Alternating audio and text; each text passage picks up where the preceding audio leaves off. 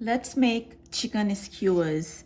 In a bowl, add plain yogurt, ginger garlic paste, dry oregano, cayenne pepper, cumin powder, coriander powder, turmeric powder, salt,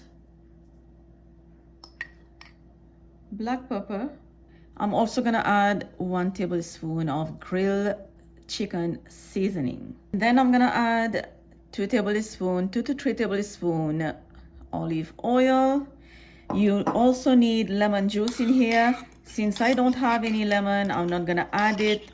But if I go outside before it's time to grill these skewers, then I'm gonna add on the lemon juice, like freshly squeezed. I normally don't like bottle, like lemon juice that sit in the bottle in the supermarket. That's like against my law. So give that a mix. All I have to do is add my chicken breast pieces cut into cubes, boneless, obviously.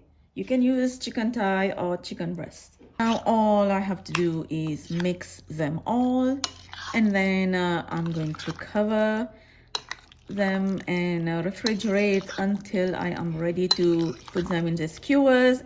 This marination can also stay overnight in the fridge, will even be better taste.